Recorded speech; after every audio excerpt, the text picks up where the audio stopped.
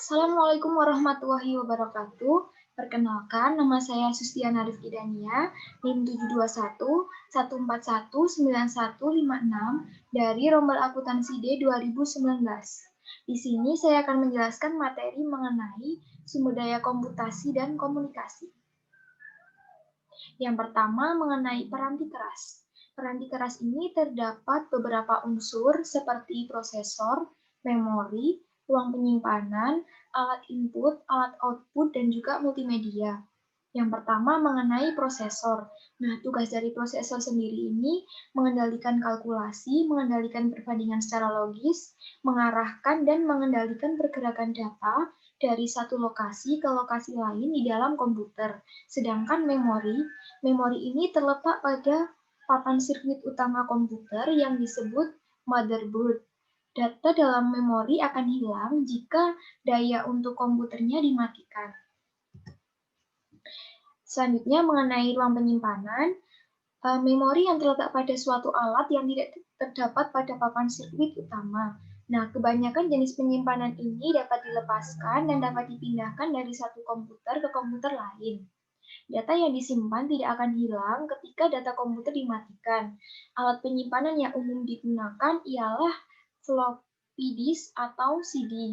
Kemudian mengenai alat input, suatu alat yang menangkap data oleh metode manual atau elektronik dan mengirimkan data ke ruang penyimpanan atau memori.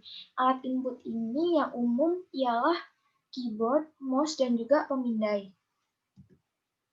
Selanjutnya, mengenai alat input, merupakan suatu alat yang menyajikan atau mengirimkan data dari komputer ke pengguna.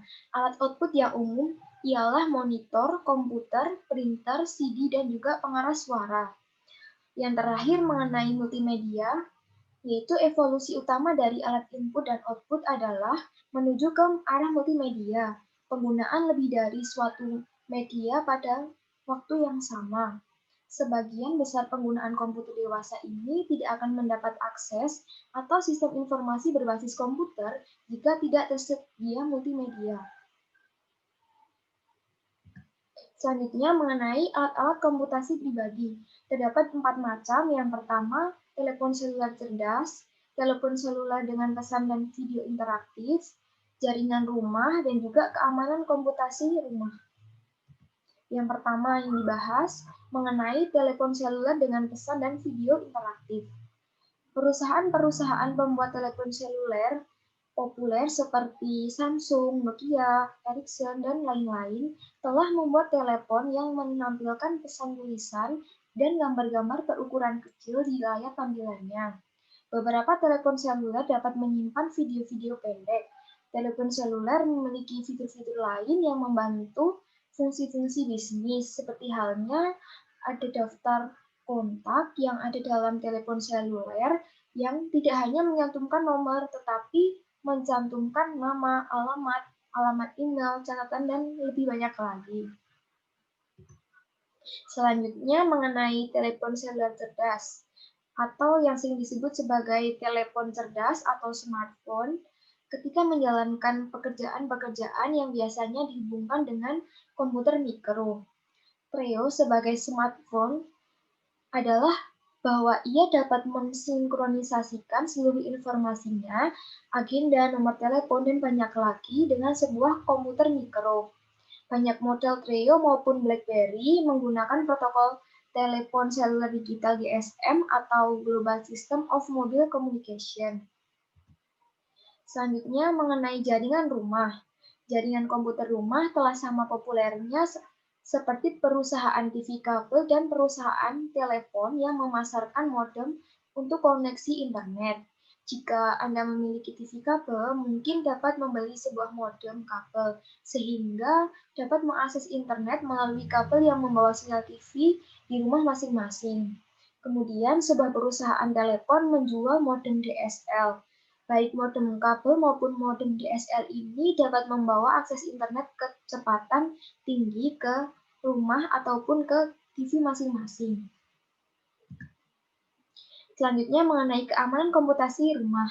Ada 3 aspek keamanan memiliki arti yang penting bagi komputer mikro yang digunakan di rumah maupun di tempat kerja, yaitu ada pembaharuan, yang kedua ada virus, dan yang ketiga ada spyware. Selanjutnya mengenai peranti lunak. Apa sih peranti lunak? Nah, peranti lunak ini adalah sebuah program komputer yang berfungsi sebagai sarana interaksi atau penghubung antara pengguna atau user dan perangkat keras atau hardware.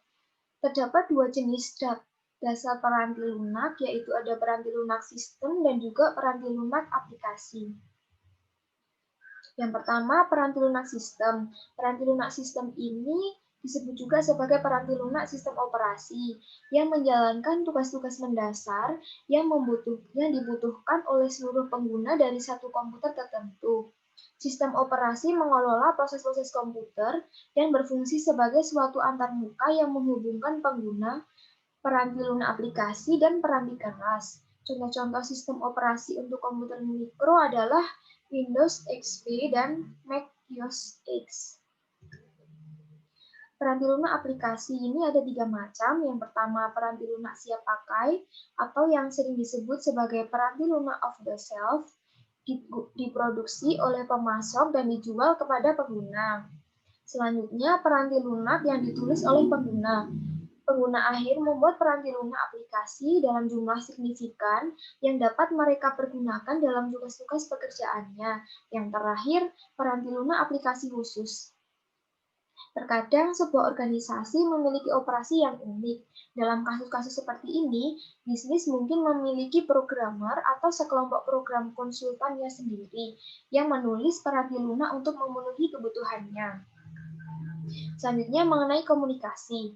Kecepatan transmisi data antar komputer yang berlangsung melalui sistem telepon publik seringkali lebih lambat daripada ketika komputer tersambung melalui jaringannya sendiri. Kabel yang menghubungkan kedua koneksi sama, namun kebanyakan jaringan komputer beroperasi ratusan kali lebih cepat daripada koneksi yang melewati sistem telepon publik. Komunikasi ini ada beberapa macam, seperti koneksi publik, saluran pribadi, jaringan pribadi maya, komunikasi jaringan, protokol untuk komunikasi komputer, paket, dan juga alamat jaringan internet.